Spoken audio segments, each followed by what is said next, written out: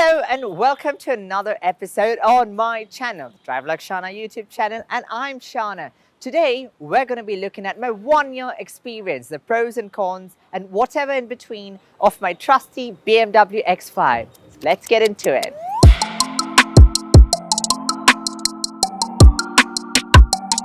It's been about a proper year since I've owned my X5, and I kid you not when I say this wasn't my first car that I wanted to buy.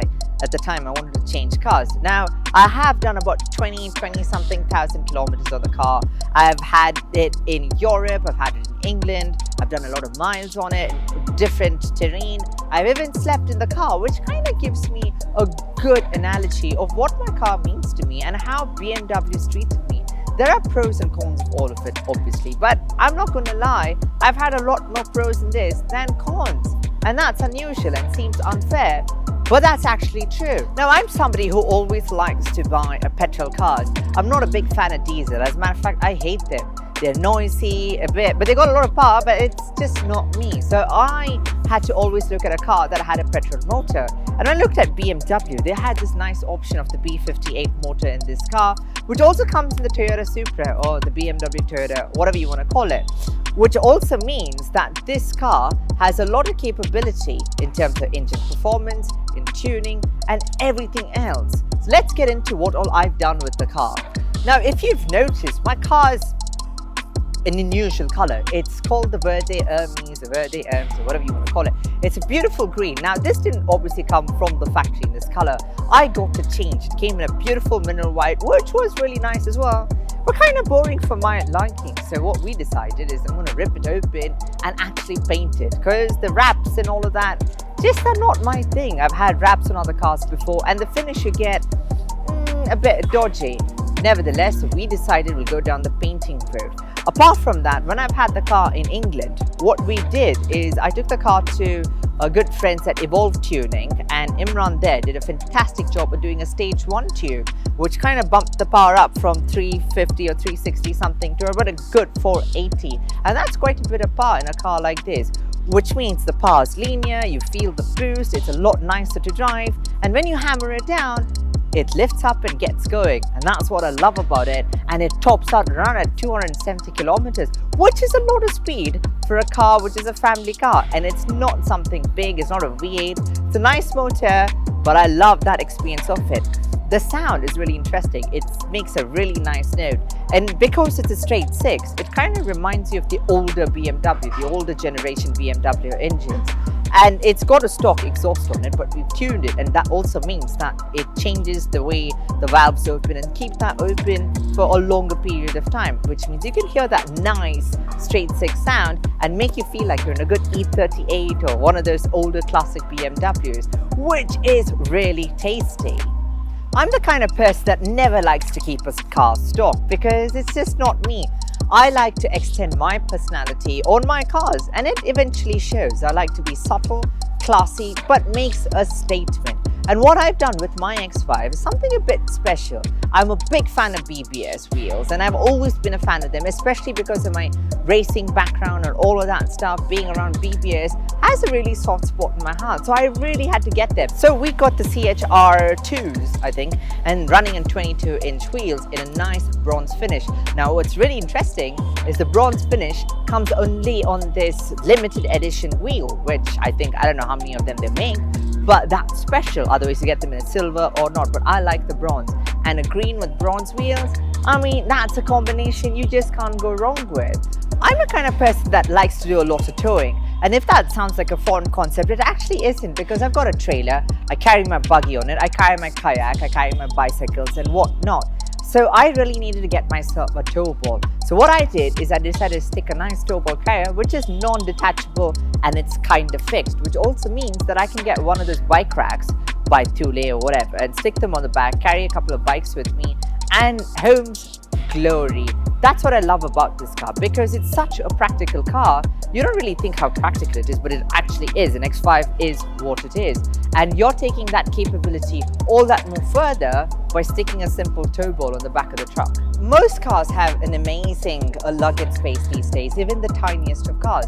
But I kid you not when I say this, you can throw a few people in here, I mean hopefully alive, and you'll get through it. And if you want to put dead people, works as well, because not that I've tried any of this stuff, you can put sheep, lamb, even your house cow. Now, all of it fits here, and that's why I love this car.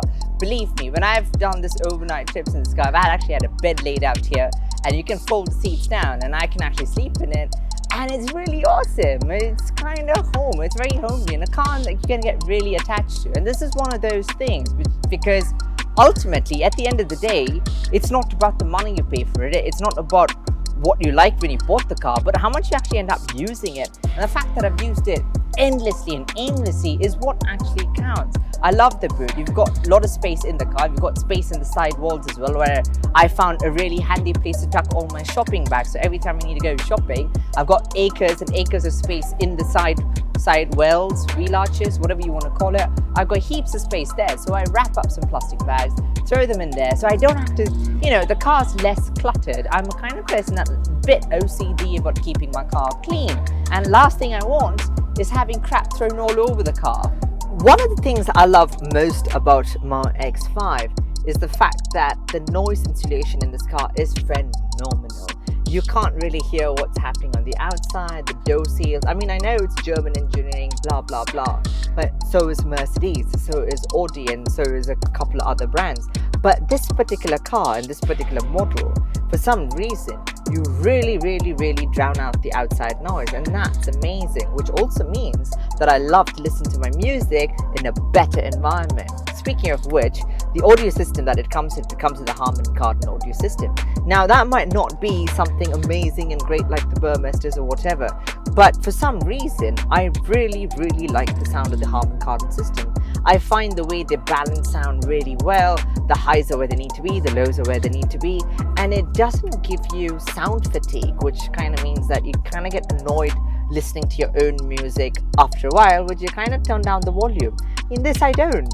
Believe me, I've done, the south of Portugal back to London in like a day, and I've enjoyed music through and through and not had this one moment where I felt like, do you know what, I could do with a bit of silence, which is really interesting, because most cars, I have that the problem where I drive for a while, and then after the time I'm like, I just need to stop and hear some silence because there's so much noise happening.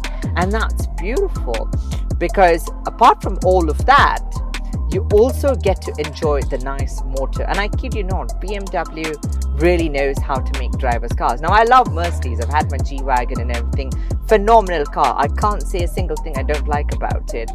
But there is a difference between the way a BMW drives and a Mercedes drives. A BMW is a true driver's car. Now, I'm a driver. I love to drive it. This is not a car that I'd love to sit in the back and be driven around. I just feel awful. The back seats are great and very medium, but it's better off to have your children in there or like dogs or donkeys or whatever you want to carry with it. But this is a car you want to be sitting in the front and enjoying.